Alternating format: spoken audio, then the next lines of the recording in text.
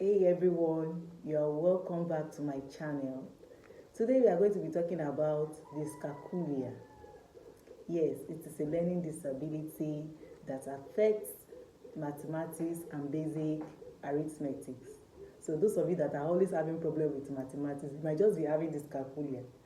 Because dyscalculia has nothing to do with intelligence. It doesn't affect intelligence in any way, although it is caused by genetics and the biological makeup of a person. Dyscalculia starts from childhood.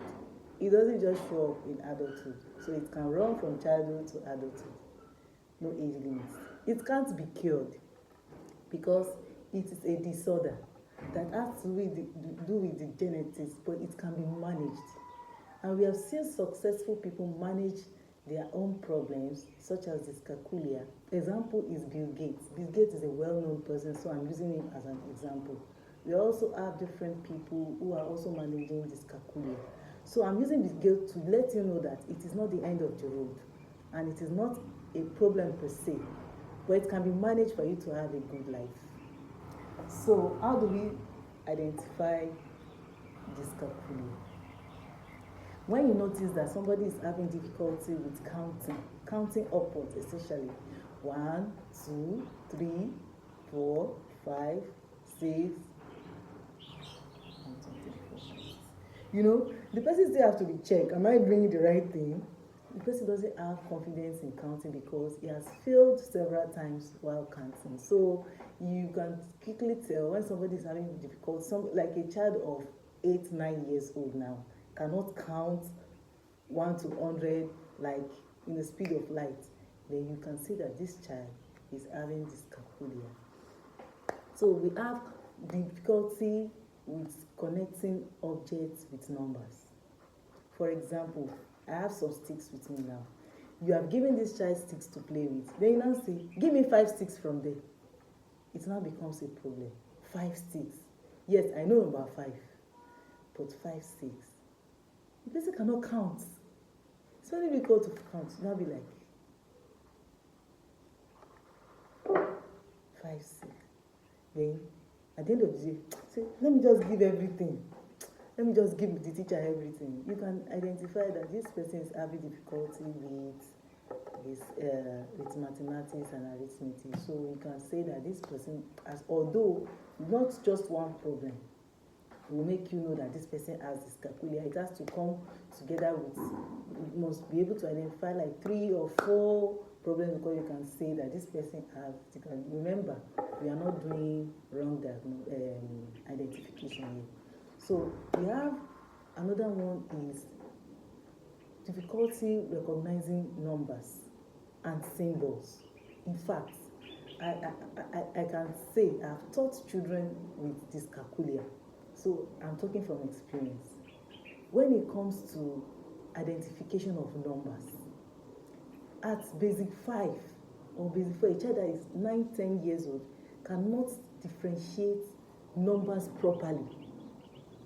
For example, numbers in tens, numbers in hundreds, and single unit numbers. You still them having difficulty. They cannot even place numbers in decimal. Even after teaching that this is how you read decimal numbers, you don't say 0.92, 0.905. You say 0.905, 0.92, and they still keep making the same mistakes. It's very frustrating, I must tell you. So those are the things, the ways you can, and the symbols, the mathematical symbols, like addition, subtraction, division, multiplication, cannot even, some children, when you say 3 times 2, they will just add 2 and 3 for you and write 5. Not because they think 2 times 3 is 5, but they have added 2 and 3 because that multiplication sign to them is addition. Another one is that division sign. When you put the division sign and you say 10 divided by 5, you will see some children just write 5 for you as your answer. Why? They must have taken away 5 from 10, saying that 10 minus 5. They will not tell you 10 divided by 5 is equal to 5.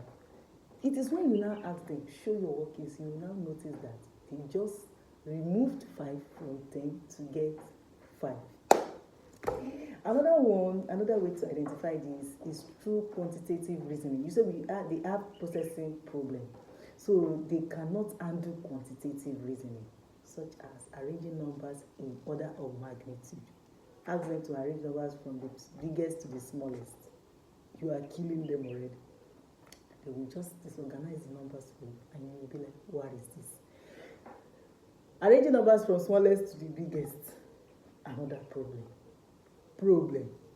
So those are the ways you can identify children or adults with dyscalculia. How do you manage this? I'll recommend games this time around. I'll also recommend a movie. I ask you to watch Night School. That if you have a child or children with learning disabilities, Night School is a very good movie. It will help you understand how the patterns occur. So after watching Night School by Kevin Hart, you can also introduce these children or adults to Ludo games that has to do, board games that has to do with dice, calculation, addition. You know, unconsciously they will be adding these things because they want to win, and make them win, please. It's a strategy. Always make them win. You know that if I move this thing, this person is going to lose. Don't move it intentionally, just move something else. You can make them play snakes and ladders. It has to do with die. And also Ludo games, that one to skyrocket their brain. And unconsciously they'll start adding up. You know, when you 6-2, 3-2, 2-5, then they start adding it. Unconsciously they started performing simple arithmetics. So we also have specialized programs. Make sure you design a program that can accommodate these children. So you have time for games so that it will enhance their own learning and also make learning fun. If you have enjoyed this video, please do well by telling me in the comment section I enjoyed it. Like, share, and subscribe to my YouTube channel if you haven't. Please, until we see next time, we are going to be speaking another learning disability that we are going to be talking about. See ya.